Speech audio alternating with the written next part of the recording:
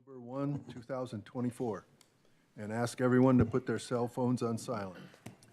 The invocation will be led by Councilmember Heck and the Pledge of Allegiance by Councilmember Johnson.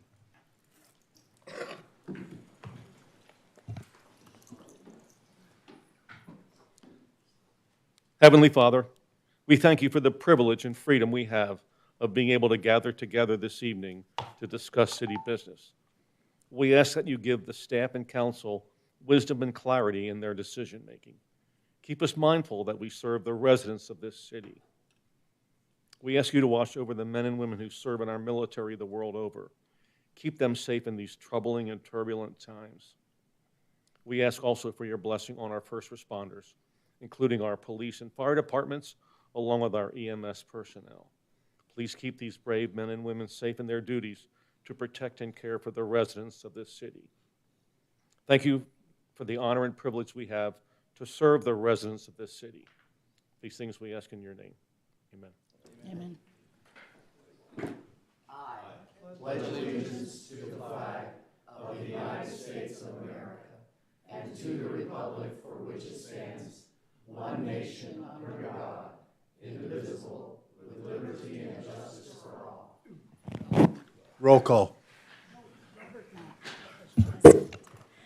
Mayor Wilson, Here. Vice Mayor Schroeder, Present. Councilmember Cross, Here. Councilmember Heck, Here. Councilmember Johnson, Here. Councilmember Nesser, Present. Councilmember Soller. Here. You have a quorum, Your Honor. Thank you. Before we get started this meeting, this aspect, in response to Facebook posts and communications that I have and the council has received, I'd like to ask a show of hands for how many people here tonight want to speak on the Genesis. Nobody. Oh, Two, three. because it's not on the agenda. We're good. Okay. All right, good. Thank you. The invocation, excuse me. The consent agenda. As a reminder, all items on the consent agenda will be approved with one motion. If a council member wishes to remove an item for further discussion, the request will be made prior to approving the consent agenda and will be moved to new business. Do I have a motion for the consent agenda? Your Honor, Yes. I move the consent agenda be approved as presented. Second. Roll call. Councilmember Soller, Yes. Vice Mayor Schroeder, Yes. Councilmember Nesser, Yes. Councilmember Cross, Yes. Councilmember Heck, Yes. Councilmember Johnson, Yes. Mayor Wilson. Yes. Motion passes unanimously. Thank you. Proclamation designating the month of October as Domestic Violence Awareness Month.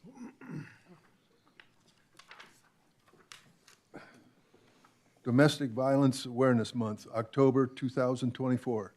Whereas domestic violence is characterized by an abusive actions or threats in a personal relationship that seek to control and dominate one partner over another. The abuse can be manifested in various forms, including physical, emotional, sexual, economic, or emotional harm. And whereas domestic violence in any community can be hindered and often unrecognized issue and often goes unreported to authorities. And whereas it is essential to question the norms surrounding domestic violence, taking proactive steps to prevent it and ensure that offenders are held accountable for their actions. And whereas throughout their lives, approximately 1 in 3 women and 1 in 4 men will experience some form of domestic violence. And whereas the City of Apache Junction and the Apache Junction Police Department, a New Leaf, and various agency, organizations, and state coalitions across Arizona and the nation are dedicated to preventing domestic violence. They do this by promoting awareness campaigns, educating the community, and advocating for the rights of victims. Now, therefore, I, Chip Wilson, Mayor of the City of Apache Junction, do hereby proclaim October 2024 as Domestic Violence Awareness Month. Chief. I'll come down there.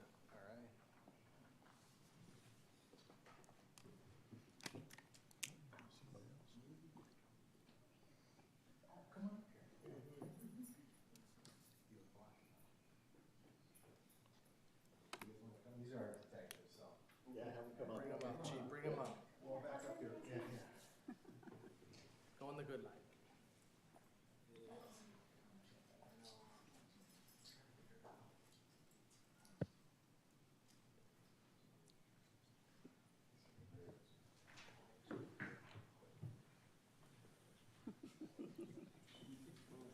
We need little steps.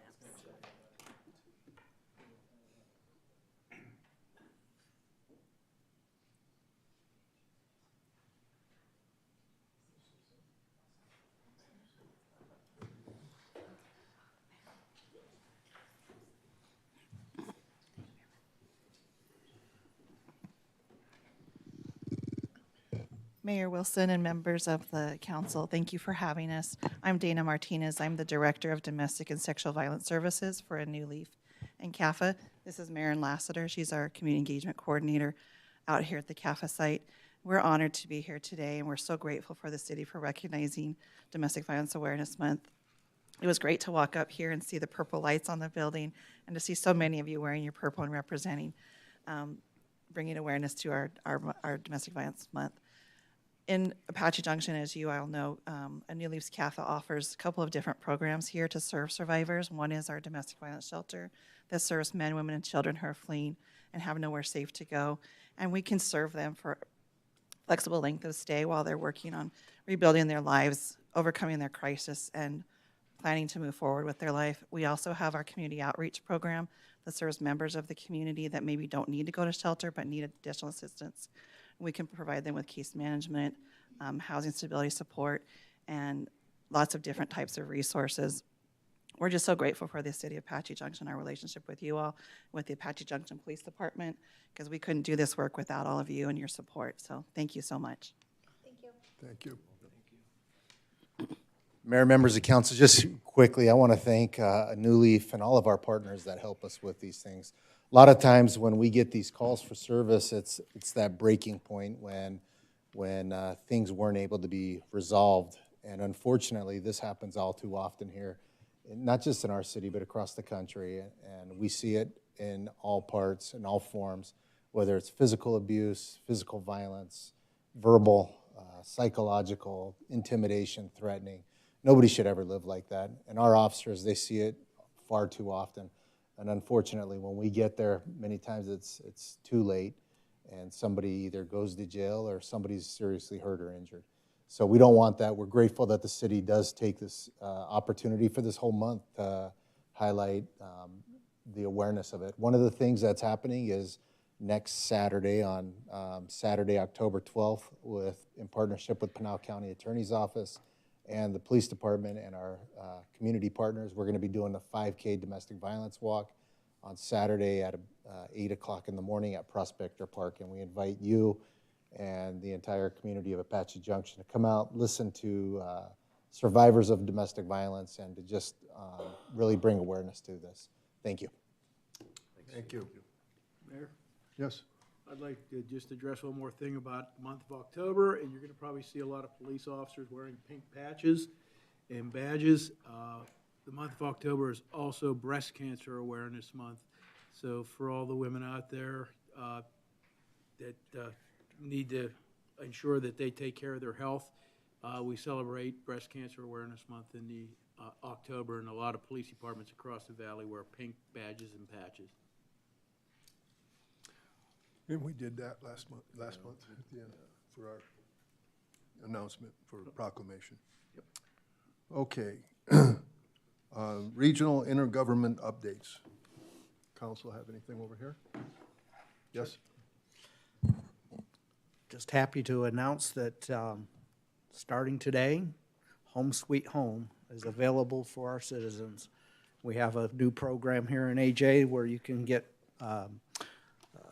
ready-made permits and plans put in place. So all you have to do is go down, pick up your permit, pick up your plans, and put a house in, saving thousands of dollars in architectural fees, saving thousands of dollars and time in getting the permits put in place.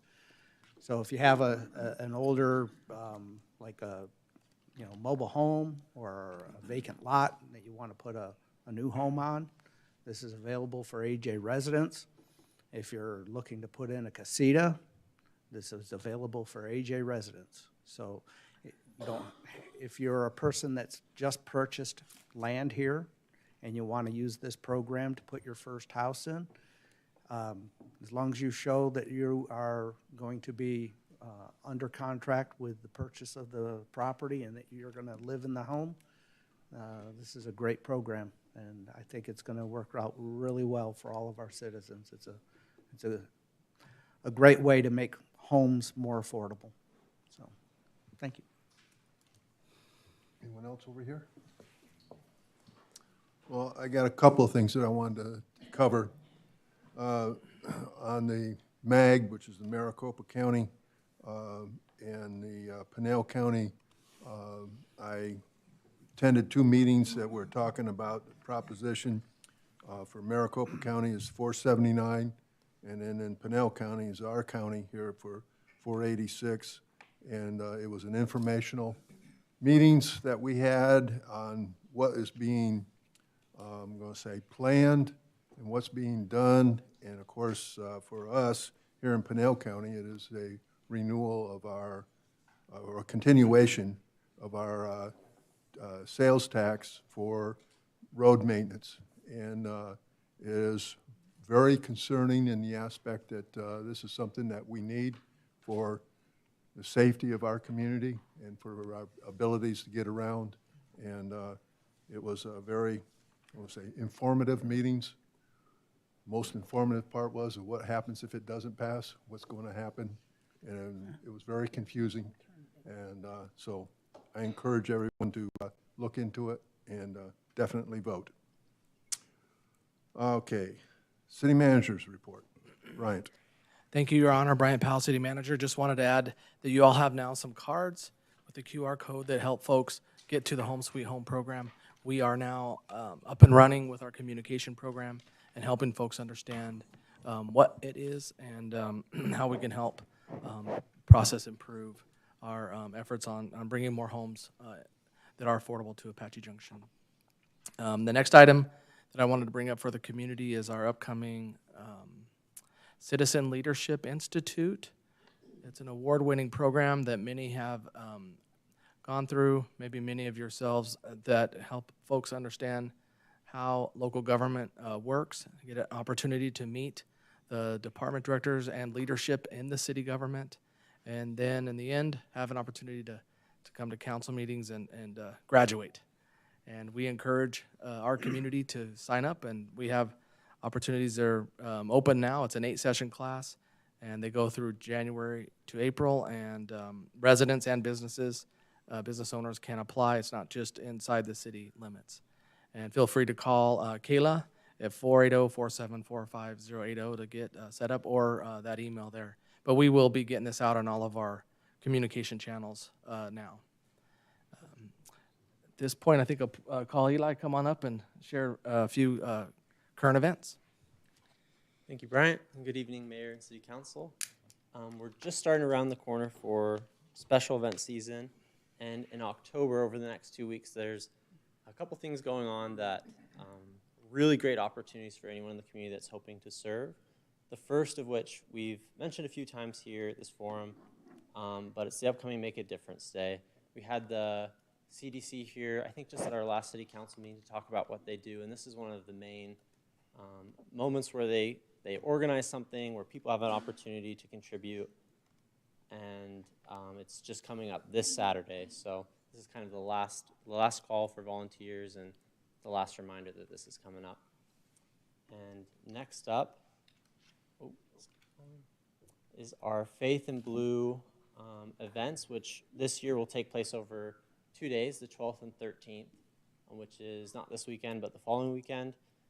I wanted to take a little time this year and learn a little bit more about this event. I'm going to read just one sentence from the mission statement for the organizers of Faith in Blue. Faith in Blue was inaugurated in 2020. The idea was simple but powerful. The ties that bind officers and residents must be reinforced if we are to build neighborhoods where everyone feels safe and included. Faith-based organizations are key to building these bonds because they are not only the largest community resource in the nation, with 65 million participants in weekly events, but because they are also as diverse as our nation. So this is a nationwide event with over 3,000 municipalities participating. And in our city last year, we had about, over the events that we did, about 500 participants and 6 religious organizations that were involved. We think that we're one of the larger Faith in Blue events nationwide, and there's a lot going on. So on the 12th, as Chief mentioned, there's a domestic violence awareness walk. And with that, there'll be collections for donations in collaboration with the Hope Women's Center. There'll also be free document shredding and free prescription drug disposal that day. So a lot to look into if you're interested and get the exact details and times on the events on the 12th. And then for the 13th, there's the big community picnic, which a little bit simpler agenda, just show up to interact and connect with the officers, eat the food that will be there, and be a part of this event and the mission to bind together our community with faith and the police department. And that's it for this upcoming 2 weeks. Thank you. Your Honor. Yes. Can I make one bit of information regarding the Make a Difference Day? And in years gone by, we used to meet at the focal point at the start of the event. And this Saturday, we will be meeting up at Silly Mountain. So if you come to the focal point, no one's there. It's not, hasn't been canceled. It's just going to be up at Silly Mountain. So What time again do we need? 7:30. 7:30, I think, is when they start to gather. Yeah. So please come. I've done it the last several years. It's very rewarding, and it does make a difference. So thank you. Your Honor, I have one item I need, or I have on the city manager report. It's an update on the 0.2% sales tax dedicated to roadway funding, as well as the 0.2% sales tax for public safety. We've received at the staff level direction to bring this to you. I just wanted to let you know that we are preparing to bring that up at the next work session, at a work session night, where we can dive into where our revenue is coming from, how the state has impacted us and not allowing or preempting cities and towns to have a residential sales tax. And so that revenue stream is gone, how much that is. And then the 0.2% dedicated to roadway funding and the 0.2% to public safety, those 10 years are coming up. One is going away in March of 2025, and the other one is in September of 2026. These dedicated sources remain a steady piece of a revenue that helps provide us and the Public Works Department the ability to carry out the $18 million that Shane presented at one time that we're eating into and doing a great job, but the road service life level continues to be a challenge. And when you lose a revenue stream to about the same amount of what the 0.2% is, we're gonna struggle to keep that. So we have an opportunity to bring that up, and wanted to let you know we're going to be diving into that in a couple weeks and get you prepared. We'll send you some information ahead of time. The 0.2% sales tax for public safety has been the funding source that helps us with pension. So our pension services related to our public safety staff. So just a little heads up to you all in the community that we're going to dive into that in a couple weeks. And Your Honor, that concludes my report. Okay. Thank you. Excuse me. Public hearings, presentation, discussion, and public hearing consideration of ordinance number 1553. Rika. Good evening, Mayor, council members. My name is Erica Hernandez. I'm a planner on staff. This is just a brief presentation for a proposed text amendment to Article 1-6, supplemental regulations, section 1-6-5 for accessory structures. As a little background, there's growing interest in the community to allow showers inside accessory structures. The city previously allowed showers in accessory structures and then removed that option for the 2014 zoning ordinance update.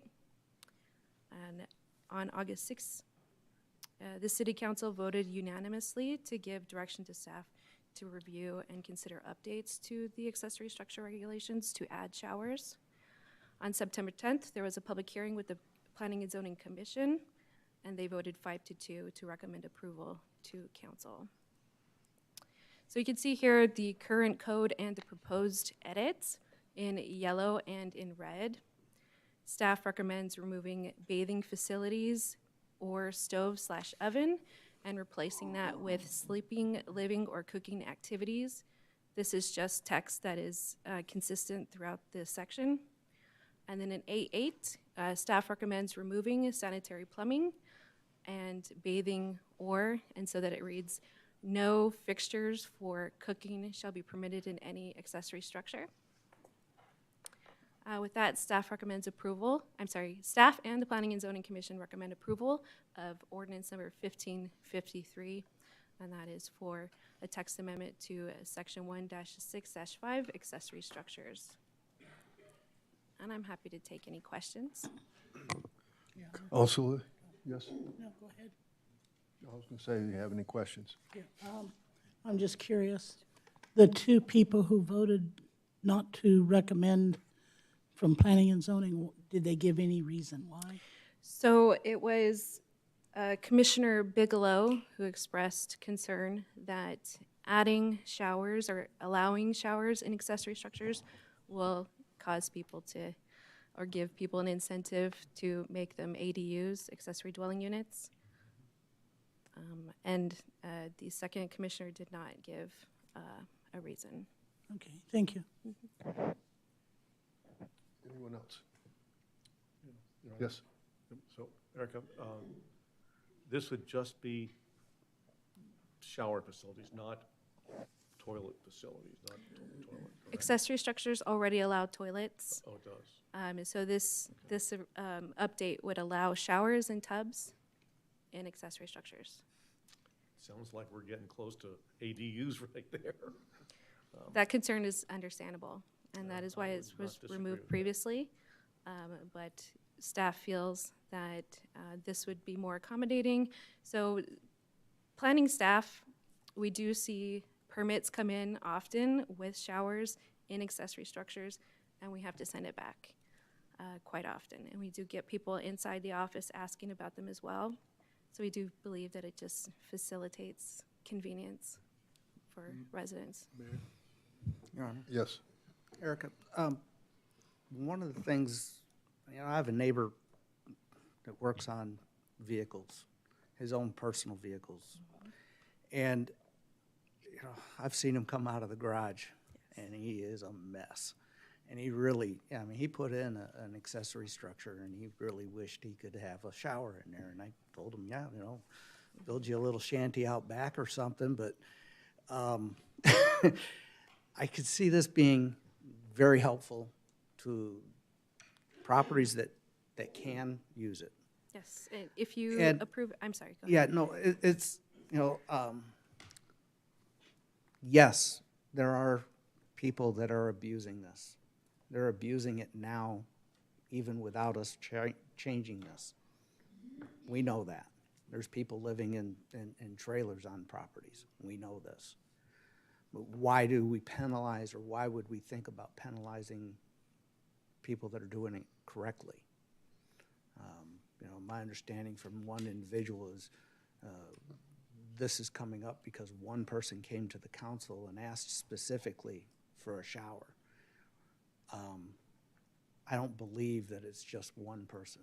As you alluded to, there's numerous people that have requested on a regular basis.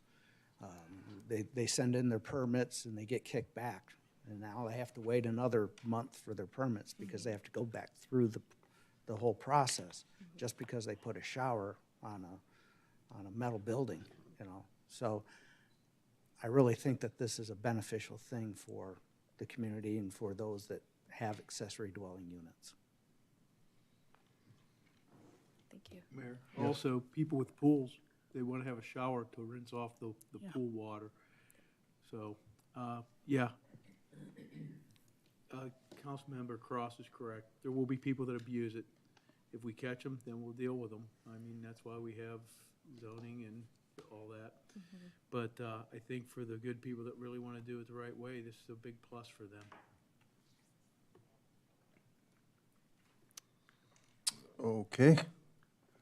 All right, it's now open to public hearing. There's a 5-minute time limit with a 1-minute warning that you will hear.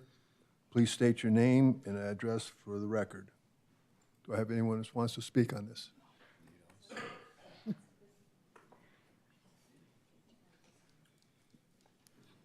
Good evening, Mayor, Council. Andre Meek, 1327 South Bel Air here in AJ. Shower in your accessory building, I think is a great idea. Yeah, there's going to be abuse. You know that. People are desperate to have a place to live right now. And, you know, their kid comes home, he's got no place to live. They're going to stick him in the garage. It's got a bathroom. And, you know, that's that. I mean, you could get regulatory with it. You could make your permit a special issue permit, and then you could have the person, like, take a picture with the today's newspaper in front of their open garage door with just a car in it in the bathroom, and they hold it up, and then you send it into the city and say, I'm still a garage, you know. But, you know, coming to that, there's also, you know, you could stick a shower outside, you know, in a little, I've seen them where they've taken the containers, the totes, the water totes, and stack them and make a really cool shower out of them. And, you know, you set it away from the building and, you know, there's no regulation needed. So anyway, you know, I think it's a good idea. It's, there's a lot of people, and, you know, it's so hot here during the summer. You want to rinse off. You know, I was out today working on my car, and I wish I had a shower outside, but I don't. So anyway, thank you. Anyone else? Okay. I will now close the public hearing. Oh, I'm sorry. Didn't see you. Catherine Meek, 1327 South Bel Air. I would just like to also say, any guys or girls who end up working those dirty jobs, it's really, really nice to have them be able to shower off before they track everything into the house. If you get doused in horse manure, anything like that, diesel. I come from a house that only had one bathroom. It was not fun when my husband came home after getting a diesel bath accidentally while working. So I think it's a really handy thing for a lot of different reasons. And if we worry about who's going to abuse things, then we have to worry about a whole heck of a lot of things beyond just allowing a shower in an accessory building. Thank you. Okay, I'll ask one more time. Anyone else would like to speak on this? Okay. I will now close the public hearing and ask for a motion for item number 13, ordinance number 1553. Your Honor, Yes. I move that ordinance number 1553 be read by title only and the reading of the entire ordinance be waived. Second. Moved and seconded. Roll call. Councilmember Nesser? Yes. Councilmember Johnson? Yes. Councilmember Cross? Yes. Councilmember Heck? Yes. Councilmember Soller? Yes. Vice Mayor Schroeder? Yes. Mayor Wilson? Yes. All right, motion passes. Ordinance number 1553, an ordinance of the mayor and city council of the city of Apache Junction, Arizona, amending Apache Junction City Code Volume 2, Land Development Code, Chapter 1, Zoning Ordinance by repealing and replacing a term under Article 1-6, Section 1-6-5, Accessory Structures, repealing any conflicting provisions, providing for severability, and providing for penalties. Do I have a motion and a second for adoption of 1553? Your Honor, Yes. I move that ordinance number 1553 as read by the city clerk be approved and adopted. Second. Moved and seconded. Roll call. Councilmember Heck? I'm really conflicted on this. I see the benefit of having that if folks, that they can shower off before they go in their house and if they've been outside working. At the same time, I think it, again, just creates more opportunity for folks to create an accessory dwelling unit. So I'm going to vote no. Catch the bat. Councilmember Johnson? Yes. Councilmember Nesser? Yes. Vice Mayor Schroeder? Yes. Councilmember Soller? Yes. Mayor Wilson. Yes. Motion passes 6-1. Excuse me. Wait a minute. Hold on. Good. Councilmember Cross. I have too many X's on my sheet there. Sorry about that. Just next to you Yes. right now. Thank you very much for your vote. Motion passes 6-1. I was going to say, wait a minute. All right. New business, presentation, discussion, consideration, and public arts recommendation of vinyl public art designs. Hi, Erica Hernandez again. This time I'm actually representing the Public Art Commission. So I'm here introducing Diane Kripe, and she's going to go over the submitted designs for the vinyl culture project. That would be the traffic cabinets, the banners for the library, and for the perforated window vinyl for the MGC. Thank you. Good evening, Mayor, member of council. I'm very pleased to present you with the concepts and designs that were created for vinyl culture. All these artists are local. They've worked very, very diligently in learning a little bit about the history of Apache Junction, the mythology of the Lost Dutchman gold mine, and so forth. And you'll be able to see that in the art designs. They also visited the sites where their artwork would be located. The artists for the library banners and multi-generation windows considered the scale of their project. I want to give a special thanks to the staff members of several departments who lent assistance to this project, and also to the members of the artist selection panel. And lastly, I want to acknowledge the artists for their creativity and vision. If you're an artist from this project, could you please stand? Okay, we have Chris Jagman in the back of the room, and we have Kelsey Phillips over here. Chris is the artist for the library banners, and Kelsey is one of the artists for the traffic cabinets.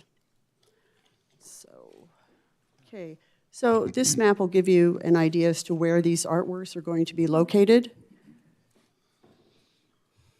And this also gives you the cost estimate for the projects, the different projects in terms of the artist fee, as well as the cost of the vinyl fabrication and also for the installation. In the first project, you see, can you see the entire on your screen? Because I know it's not, there we go.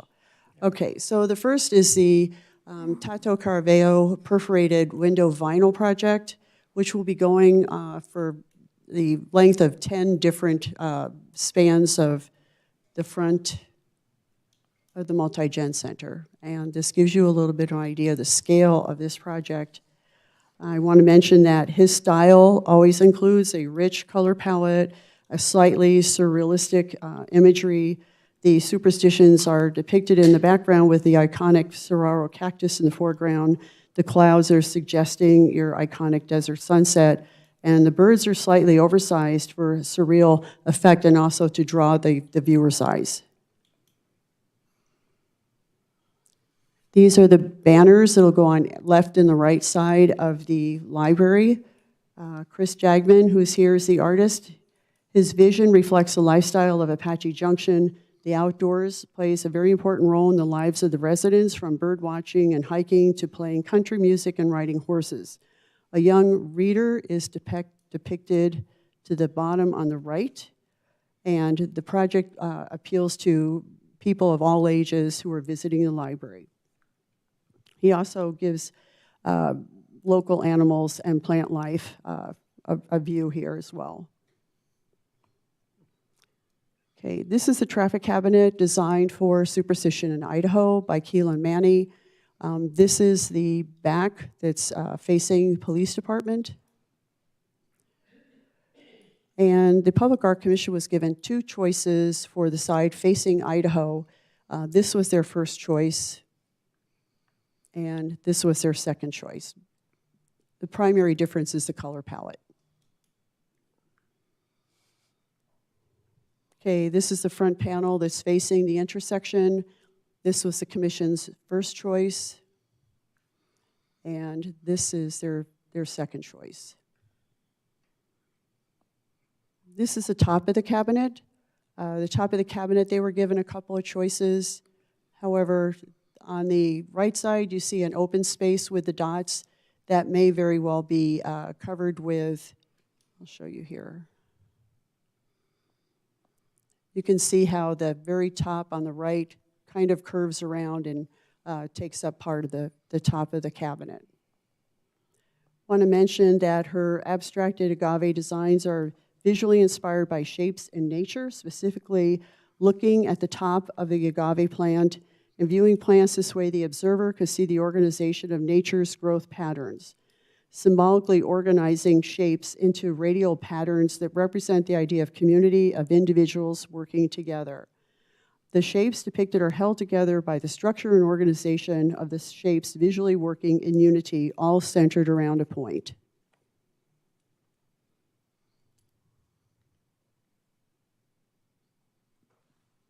And this is one of the side panels facing Superstition. The next project is by Robert Panzer, and this is on the southeast corner of Ironwood and Apache. This is the front-facing panel, and you can see this is the front panel, but also the side. He's connected them all together.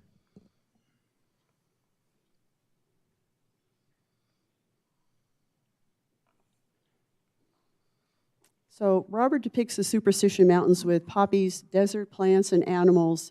You can barely make out, but there's a rabbit and a lizard. Apache Junction's western history is reflected in the old water tower at Goldfield Ghost Town and the mining ore cart. The motorcyclist is following the wide open spaces of Apache Junction's roads into the desert or the area's recreational opportunities. The artists researched the area using a variety of materials, including the city's annual report and historical sources. The artwork is rooted in the rich history of the city and is a testament to the city's past as well as the aspirations for the future.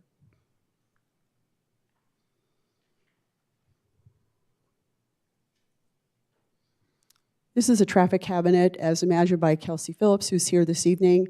This is a front panel facing the intersection. Kelsey was intrigued by the history and the mythology involved with the Lost Dutchman gold mine. Here you see coyotes, birds, and a ringtail and a cougar all competing for or playing with gold nuggets. The cougar is positioned to reflect the time of the year when the shadow appears on the Superstition Mountains. This is a ringtail. And here are two desert birds who are vying for the golden nugget. And lastly, we have a traffic cabinet it's near Walmart and Apache Trail by Noe Baez. So here you have brightly colored panels that feature a laughing coyote dressed in Western wear, an assortment of desert birds, a desert tortoise, and a mountain lion, set all within a vibrant, multicolored landscape of desert plants. The artist chose these colors to complement one another and to draw the viewer's eye.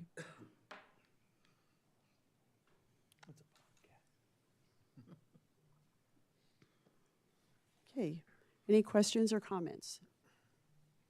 Yes. I have.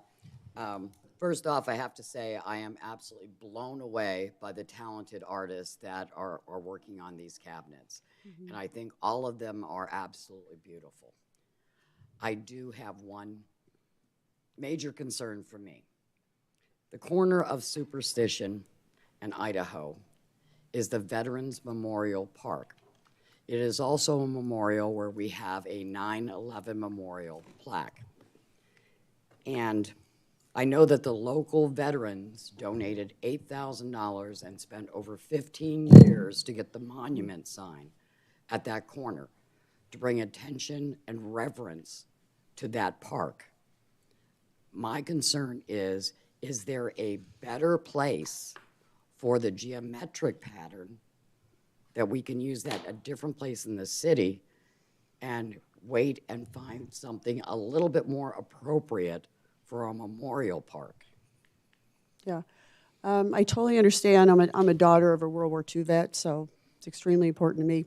I believe that staff has indicated, highlighted here, other areas or other cabinets that could use this particular geometric design, but I'm happy to work with staff on the project.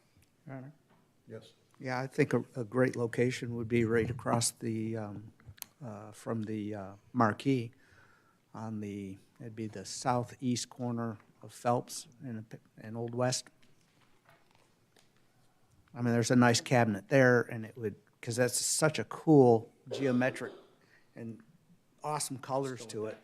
That'd be a great location where everybody would see it on a regular basis. So And on- save the one cabinet at the Memorial Park here for something that's more, patriotic or memorializing. We completely understand. And on this slide, you'll see the other locations in the city and their particular style of traffic cabinet. For that particular one, it's old style with BBC mounted. Not sure what BBC mounted is.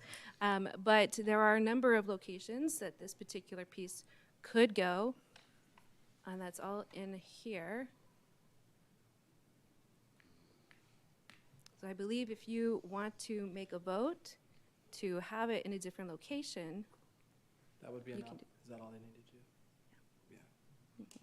Okay. That would help the Arts Commission do.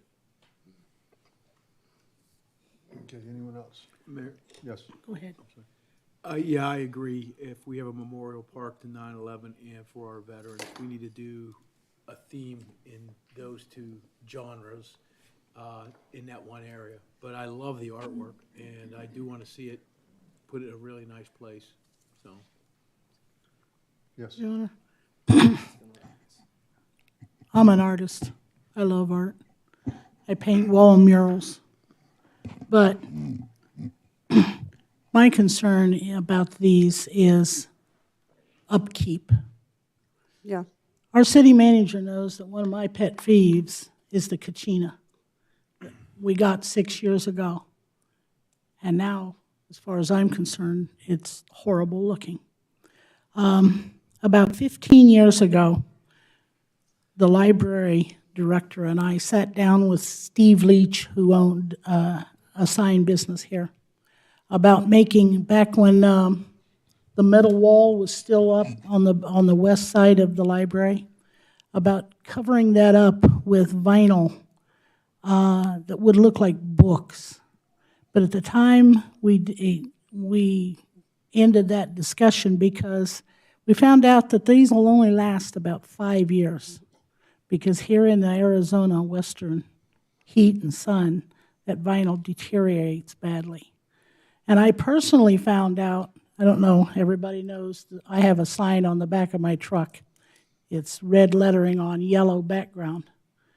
I put my first sign on back in 2020 when I was running for city council the first time. And it only lasted about 2.5 years when one day I had my truck detailed. And all of a sudden, all the yellow background paint just washed right off that vinyl. That only lasted 2.5 years. So, my concern for these, as much as I like them, and I love the artwork and the concept of putting in art, what are we going to do in 2, 3, 4 years? That's a great question. I've been talking to the vinyl fabricator about the lifespan. They've done other projects. There are different types of materials that are used here. You've got the canvas vinyl banners at the library. We have the vinyl wraps on the traffic cabinets. And we have this perforated vinyl that's going to be put on the windows. They've given us a guarantee that it will last 5 years and it will not degrade or fade based on this particular project, particularly those that face west. This is meant as a temporary project. This is giving local artists kind of a leg up into the public art arena. We don't have a set time for when they will come off. The cabinets are very easy to maintain. Not talking about lifespan, but in case there's graffiti, they have a special coating on them so that the graffiti should come off very easily. That's always a concern in the public arena. So the vinyl fabricator has given us an estimate of 5 years, minimum lifespan for this. But the project is meant to be temporary. They may last longer than that. After 5 years, if we don't like them, or if you want to take them down and put them in storage and put them up somewhere else, that's always a possibility, and have a new round of artists selected for different projects. So that's strictly, up to the city. Is the guarantee from the manufacturer that they will last 5 years? If they fade, like mine, I had one of the perforated signs on my window, like I do now, And it was only 2.5 years when all of the yellow background paint just washed right off, and it ended up being white background with red lettering on it. Will they replace those? I can make that a stipulation of the contract with the vinyl fabricator. Okay. And just say, you've said it's a 5-year lifespan. We would like to have that in writing. Okay, thank you. Your Honor. Yes. I like them all. I think they're great. I think they'll give the city a nice pop. Kind of like what Councilmember Johnson was saying about the memorial. If I were to put in my 2 cents, which I'm sure the Art Commission is just dying to hear that, the Southern and Ironwood cabinet, I'd like to see something along like our high school, like their mascot, the prospector, so it represents, we get teams coming in, from other cities to play us in sporting events, and they see the city backing their high school team. I think that would be great. That's my only contribution to this. I'd like to see that location to have something that would represent our high school. Your Honor, Yes. I kind of like the idea of them only lasting 5 years. We change them out to something new. Yeah. And every 5 years, we just plan on changing them out. That'd be kind of cool. It would keep it fresh. Yeah. That way we know they're fresh. Your Honor? Yes. So question, so you're saying that if there's a problem, if there's fading, that they can pull this vinyl off or we can take it down and put it away if we want to? You can take down like the library banners and put them away. I don't believe you can take down the perforated window as, it's attached to the window, and I don't. Cabinets? The cabinets, I don't think you can take those off. Which is, in a way, is good. I'm concerned that someone would come along and just start peeling them off, so they couldn't do that. Being peel them Not- off, or? Yeah, where it would take a lot of effort to peel them off. I don't know if anything is public free when it comes to public art. A lot of cities have done this project. They haven't had huge issues with people trying to peel off the vinyl. The installer has a lot of experience in this. I don't see it as an issue. If it is an issue, that particular panel can be taken off and replaced, just that panel. You don't want to have something there that looks like it's starting to fall off, because then the public is just going to make it worse. Yep, okay. Anyone else? I'm going to make one, I'm going to say, sarcastic comment, which is great for me as I'm a sarcastic type person.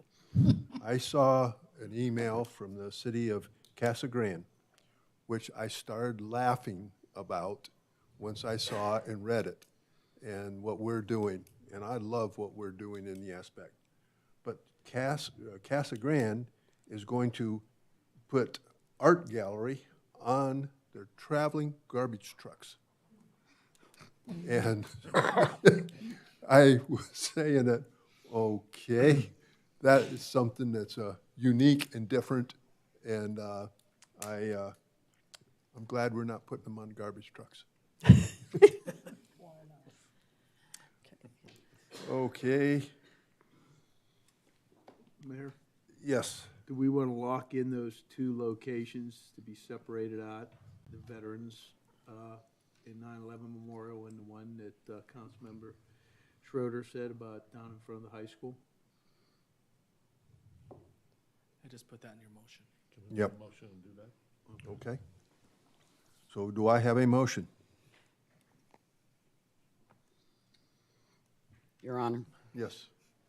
I move that the recommendations from the Public Art Commission related to the various vinyl public art designs to be located at the Library Multi-Gen Center and various traffic cabinets, with the exceptions of Superstition and Idaho, What's your other be one? approved at this time. What was the other one? Ironwood and Southern. And move to Ironwood and Southern. Southern. Ironwood and Southern become something along with the prospectors. Moved and moved. Do I have someone to second it? Second? Okay, moved and seconded. Roll call. Councilmember Soller? Yes.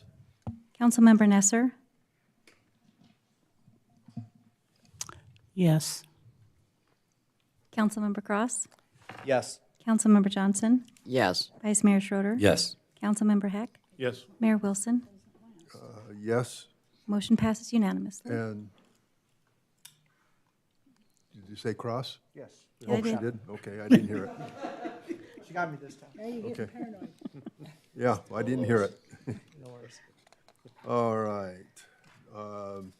Direction to staff, okay. 15. Excuse me, 15, discussion on political signage near the focal point. You're all set. Thank you. Thank you. Thank you. Let's go get it done. This one was brought up by me in the aspect, because I've received, during this election period of time, I've received several calls and people talking to me about the political signs that are on the focal point. And so one of the discussions that I'd like to, find out is to what other cities are doing. Okay. And if we can request staff to go out and do a preliminary investigation as to what other cities are doing, because to me, this is I will say, an area where people take pictures of them, family members or whatever on it. And it is a part of our community that's very much part of our history. And I'd like to know if the council is willing to agree to have this be something that our staff is to look into. Your Honor, Yes.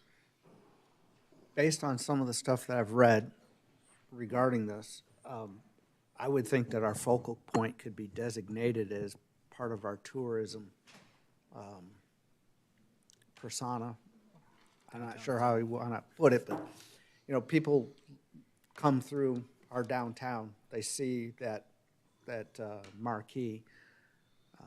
If we change that or designate that as a tourist area, or part of our tourist area, then we could keep it politically free of signs. And across the street is the veterans portion of it as well, Yeah, so that, the entire intersection. Anyone else? It is designated a redevelopment area, a downtown redevelopment area. So we have some designated area there anyway. But according to what is written, that doesn't, correct me if I'm wrong, Joel, is that a situation where a redevelopment area can still have political signs, but if you designate an area specifically as a tourist area, you could eliminate political signs? Well, just because it's a redevelopment area, no, that's not part of the sign code, it's a sign statute. So you can't say, oh, it's in a redevelopment area, so you can't have signs. But subsection F is what we'd be looking at. And I think that's what, from what the discussions I've heard so far, you want to know if other cities, what they've done with section F, and whether they have established certain no sign zones based on tourism. Yes, please. I think that is what you're asking, correct? Correct, that's correct. Okay. We can do that. Would you like that on for your October 14th work session to have staff bring that? Yes, Your Honor. Yeah. She wanted to get Your Honor, I was also going to ask, when we talk about the focal point and where we have the digital sign and we have all of our flags. Another area that there were some signs that we have the welcome to the city signs at two ends with all these different advertisements of who is in the city. And people were putting signs, not only of us, but we're putting signs in front of them.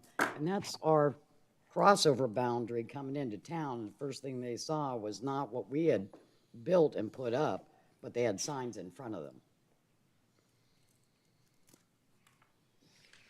I noticed. We'll get it.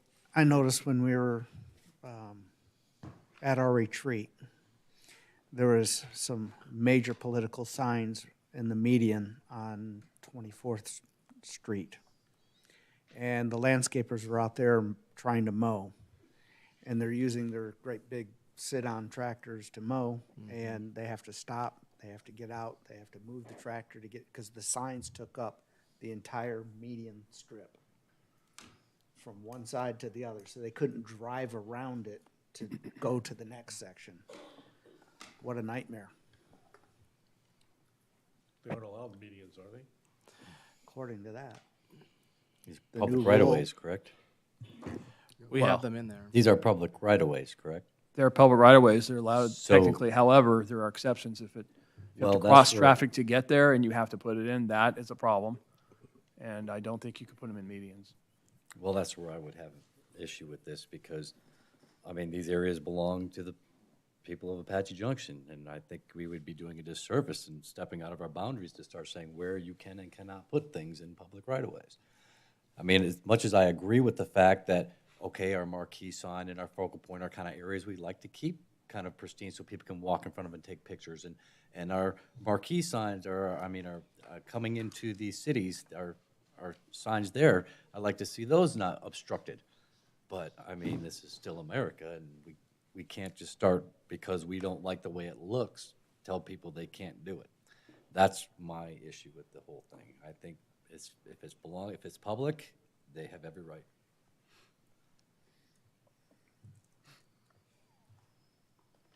Anyone else? The only thing I was gonna suggest, I mean, we shouldn't be just saying political signs. Shouldn't it include garage sale signs, business signs, anything that people, Well, that's my point. you know, yeah, that they just start putting up signs. We shouldn't just say, well, it can't be political signs. I mean, if we're going to say that, it should be all of these kind of little temporary signs that people put up. Either all, or they either, like Robert says, they have the permission or the right to put them up, or we say they can't put anything up. We shouldn't just say political. Joel's got some on this one, yeah. If you're going to go down that road, which, I mean, we're talking about political signs right now, but if you're going to go into other types of signs, there's the city code provisions that you're going to want to look at and maybe want to amend, because there are some code provisions you would have to change. We already prohibit any kind of sign in advertisements You do. within the medians and stuff, okay. so. But if you're talking First Amendment, some people say, well, I have a First Amendment right to put up basically, hey, hire me, I will take care of your lawn. That's my First Amendment right. I've heard that before. It's not legally accurate, but somebody might say they have the right to do that. It's public property, why can't I hang someone there? I've heard that before too, in court. That doesn't work, but if you want to change the code to allow that, you certainly can, but I would not recommend it. Your Honor, I think that the Vice Mayor and I were kind of looking at just a small protected areas that identify Apache Junction to visitors, not the entire city. Right. Just a focal point. If we have a welcome sign, things that we are promoting the city on, there's only a couple small areas, and it would just be the outline of those. And I think the state law is clear on, in the intent of what I'm reading that Joel has, is it is trying to limit the ability of city government to do that for political signage to just a few places. So would you like us just to bring a few cities that we can come back and have a presentation, and you can see kind of what some other cities have done with that? Yeah. Yep. Yeah. I think so. I can change my mind. Okay. All right, thank you. Direction to staff for upcoming council retreat. Bryant. Thank you, Your Honor. It's that time of year. Tonight, we seek direction on a few items that relate to the retreat. I'm interested in knowing maybe location, time we typically have done in February, March, maybe day of the week, Tuesday, Thursday, Friday, Saturday kind of deal, or I know that the president of CAC had mentioned we've been going to CAC. We don't have to do that. We can get a tour. They're really excited to show off their new facility. It may or may not be ready by then in terms of location. And then also a consultant. We've had a consultant come the last few times, and we could bring her back, or we could go out and get another one. But just looking for some thoughts on location, time, and then some initial feelings on how we can get information from you all to have the agenda for. Typically, the consultant comes in, visits with each of you to hear kind of your thoughts on where we're going. It was taught that a retreat isn't about going backwards, it's about going forward. It's actually should be called an advance. And love to hear your thoughts on direction tonight. Yeah. One of the things I noticed at our last retreat is all of us on the council had different thoughts and different ideas. And not all of them, in fact, a good share of them didn't get brought up or discussed. And it's disheartening if we can't openly talk about the things that concern us or the things that we're passionate about.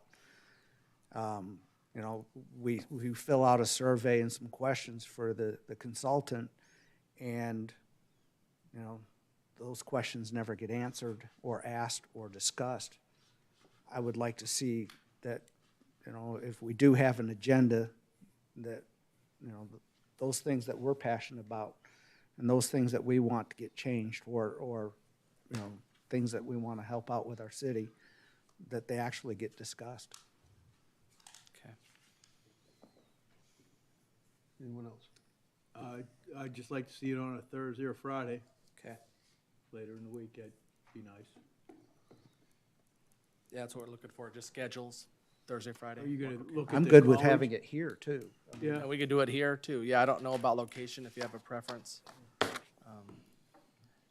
This is, to me, this is a little sterile. It's stuff, yeah, it's a little Yeah, sterile. I'd rather this be more of a collegial. What do you say? Gila River. What? Gila River. Gila. Yeah, right. Some cities go off like outside their city. Yeah. I think I throw a vote in for CAC. It's enjoyable there. It's nice. It's roomy. Hey, I just got back from Hawaii. I'm good with that. We can go there.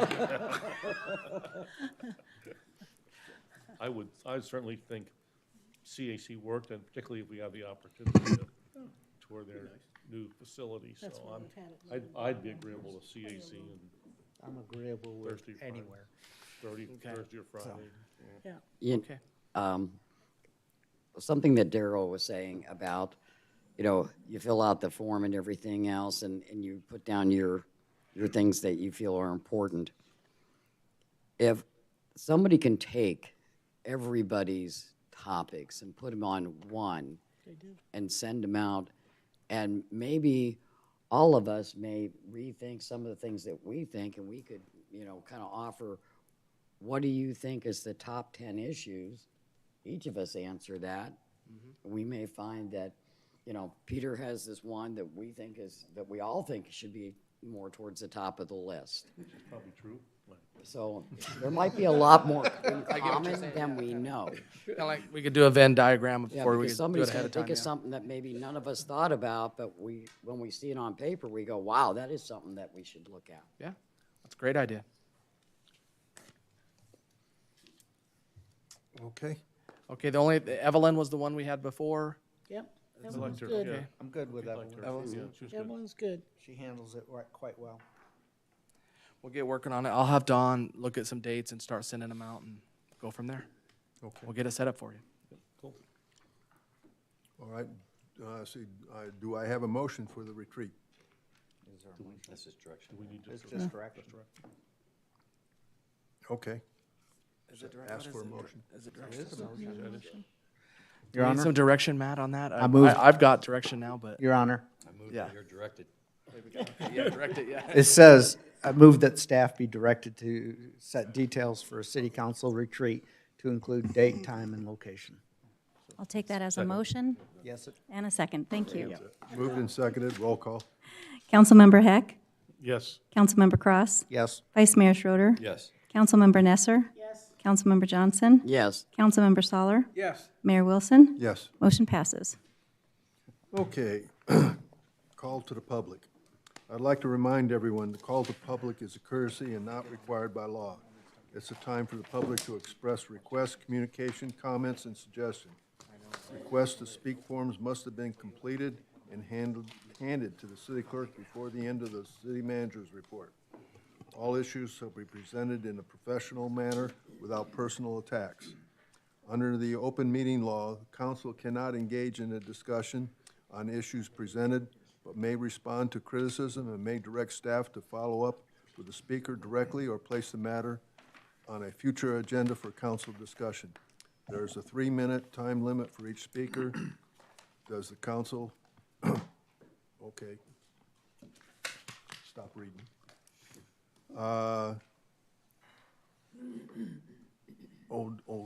Odell? Yes.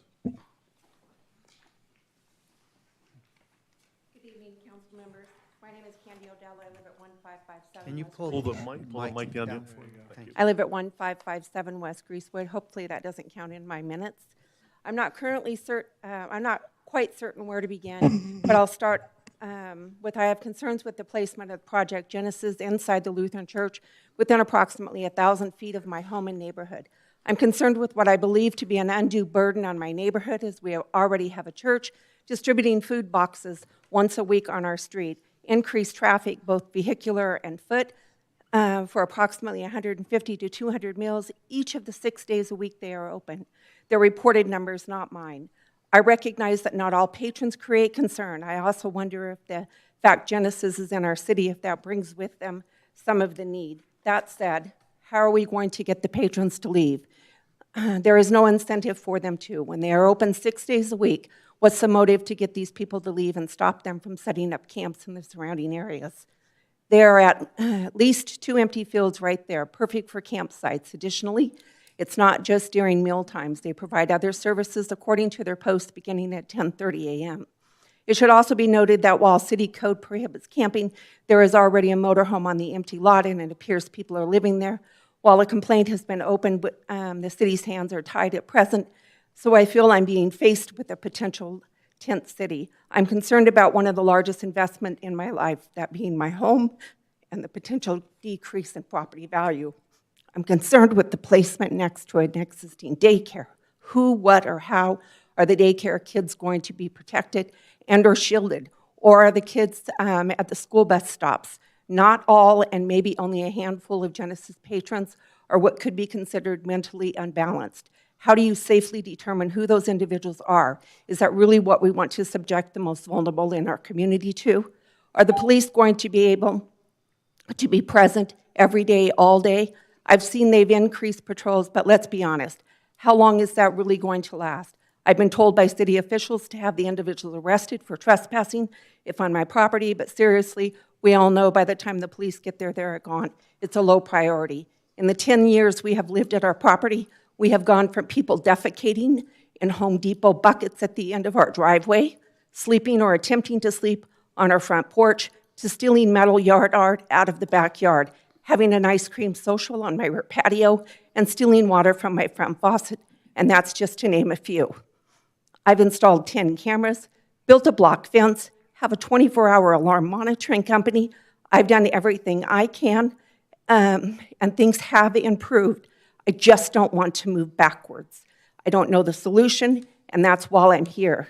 I'd also like to say that while it may not have been legally required of the city or council to notify the neighborhood of the soup kitchen going in, I feel you all had and have a moral obligation Okay, thank you. as my elected representatives to notify me, and in my opinion, all of you have failed in that regard. Thank you. Okay. Catherine Meek?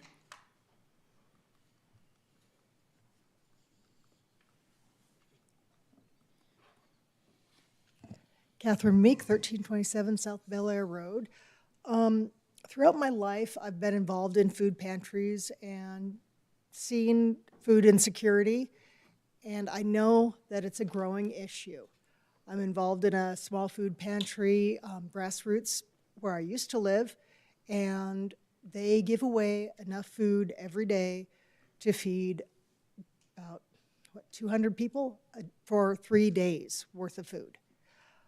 The need is out there. The need is desperate. A lot of our seniors are facing the choice of being able to pay for their utilities, their rent, food, maybe some medication that they need. And a lot of times, the medication and the food are the last that they can cover.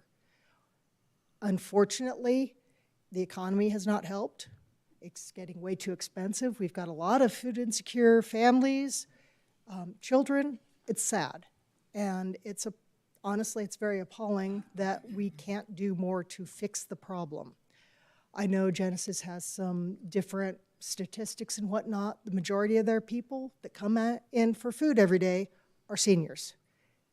Housing insecure seniors, they're just trying to figure out how to get the next meal and still have a roof over their heads.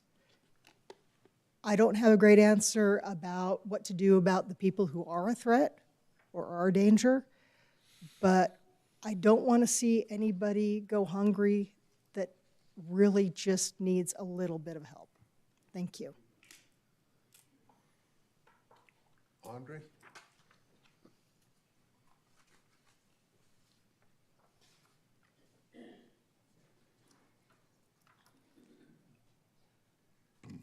Andre Meek, 1327 South Bel Air Road. Good evening, Mayor, Council. Not in my backyard. Hear that a lot. There are real concerns about people that go to Genesis that may cause problems or whatever, but that doesn't take away from the fact that they are really needed. I mean, they give out food, they give out clothes. There's tons of people that need the help. Property values, well, you know, that's what's causing half of this, is because property values are climbing so high, nobody can afford to buy, rent, anything. And so, yeah, you know, one person's backyard may get affected, not affecting my backyard, but it needs to happen. And, you know, if the people around the area are having problems, and if we're going to allow Genesis there, we need to be on top of the problems. You know, if we have to assign an officer for that area, you know, while they get started and going, something like that to keep the problems down needs to happen. If code enforcement needs to move out a motorhome that's parked there illegally or a camper or whatever, it needs to happen immediately to keep Genesis going, because you know, where Genesis was didn't affect residents. Now it's going to affect residents more. It's near the church and everything like that. You know, they're doing a great job. They volunteered the church to allow it to happen, but they're now in a different area. So as a city, we need to help out and make sure that it isn't a detriment to the people that are living there. And so, you know, they're not yelling and screaming at everybody that stuff's going on. And, you know, I don't like stuff going on. I don't blame them. But it's up to us as a city. You know, it's an important program. So we got to keep on top of it. Not stop it, keep on top of it. Thank you. Donna Carr?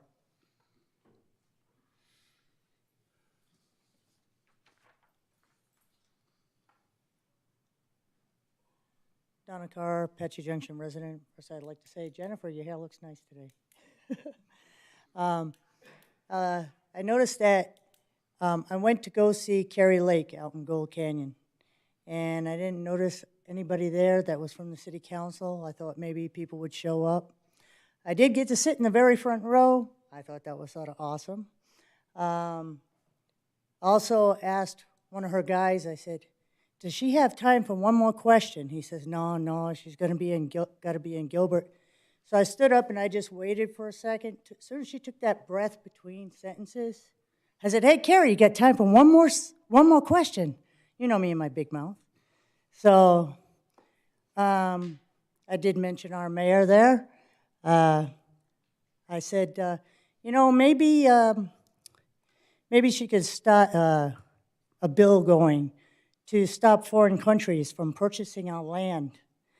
And considering the fact that we got all these chip factories and whatnot moving in that uses up all our groundwater, and our mayor seems to want to bring foreign corporations to Apache Junction and using up all our groundwater and feed us sewer water out our faucets, which I think is wrong. I had gotten about 400 signatures in 3.5 neighborhoods to try to see about getting this stopped, and I just don't think it's right. And as far as this Genesis thing, my neighborhood's already getting ruined because I'm going to have in 1,000 feet in one direction is a 3-story mental health place. And about 1,200 feet in the other direction, I'm going to have La Frontera building over there. So I got all the mental health people around me that I can handle. And I understand what she's saying because, it'd be different if it was near your house and how it would affect you. And I just think that it's wrong to destroy another neighborhood like you did mine. Thanks. Council have any more comments?